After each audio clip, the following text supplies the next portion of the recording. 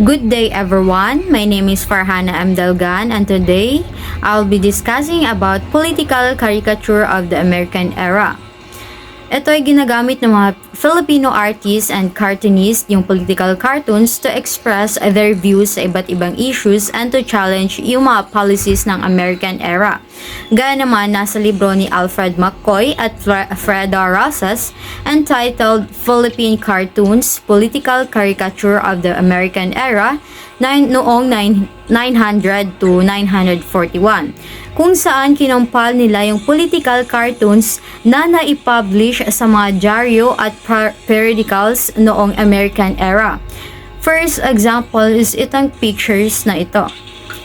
Ang first picture is ang corona or crown sa caricature na ito ay simbolo ng kapangyarihan at autoridad.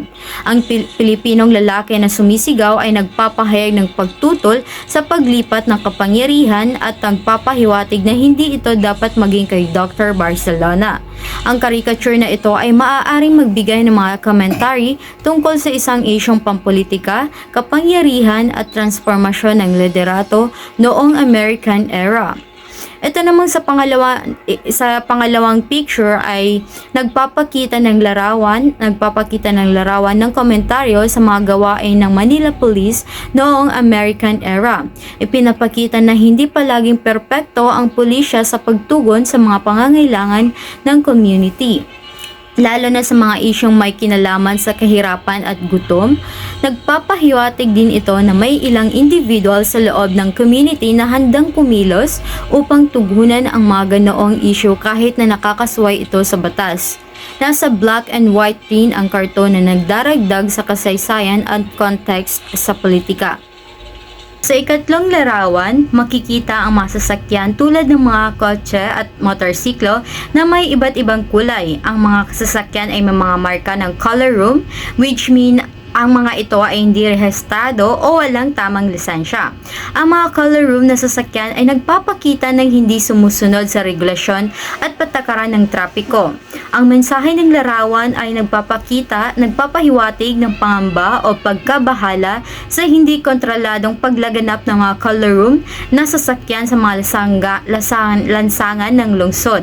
Ito ay isang commentary sa kawalan ng maayos na regulasyon at pagpapatupad ng batas sa mga public transportations.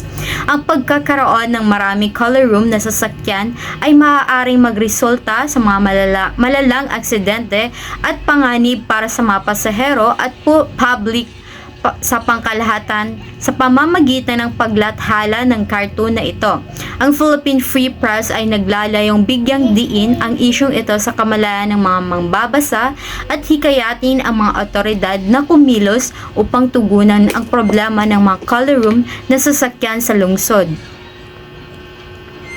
So, sa pang-apat naman na larawan ay pinapakita ng may mga patakaran o pagbabawal sa mga romantikong gawain sa loob ng sinihan. Ang blown up na larawan ng pulis sa screen ay nagpapahayag ng mga patakaran na ito. Ang reaksyon ng mga tao sa larawan ay nagpapakita ng iba't ibang emosyon like ang dalawang kabataang nagulat ay maaaring nag-aalinlangan o natatakot dahil sa patakaran at posibleng parusa na maaaring ipataw sa kanila. And then, ang mas matandang mag-asawa naman ay tila natutuwa o nagugustuhan ang sitwasyon, maaaring dahil sa kanilang pagkaunawa at pagtanggap sa mga patakaran o sa katatawanan ng sitwasyon. Ang mensahe ng cartoon ay maaaring tumutukoy sa mga patakaran o regulasyon na ipinapatupad sa mga public places like tulad ng mga sinihan. Ito ay nagpapahiwatig ng mga limitasyon at mga batas na dapat sundin ng mga manonood.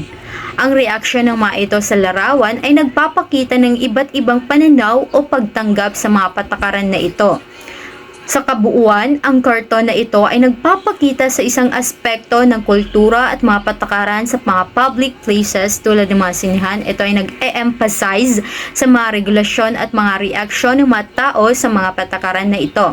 Ang nasa huling larawan na ito ay nagpapahayag ng mga pangyayari at kontrobersya na naganap noong panahon ng kontrolismo at paghahari ng Amerika sa Pilipinas. Ipinapakita ng karton ang larawan ni Uncle Sam na nagre-represent sa United States na nakaupo sa isang mataas na posisyon at ginagamit ang mga Pilipino bilang mga kahit na hindi katanggap-tanggap na transportasyon. Ang mga bagay na dala ng mga batang Pilipino na gawa sa Amerika ay nagpapahiwatig ng impluensya at pagkaalipin ng Pilipinas sa mga kultura at paniniwala ng Amerika. Ang pagkondena ng mga nasyonalista sa nasabing pangyayari ay nagpapakita ng kanilang pagtutol sa kolonyalismo at pagmamalabis ng mga Amerikano sa Pilipinas. Ito ay nagpapahiwatig ng pagsusumikap ng mga Pilipino na makamit ang kanilang sariling kalayaan at identidad. Ang larawan na ito ay nasa isang mahalagang tala ng kasaysayan na nagpapakita ng mga kontrobersyal na pangyayari sa panahon ng kolonyalismo sa Pilipinas.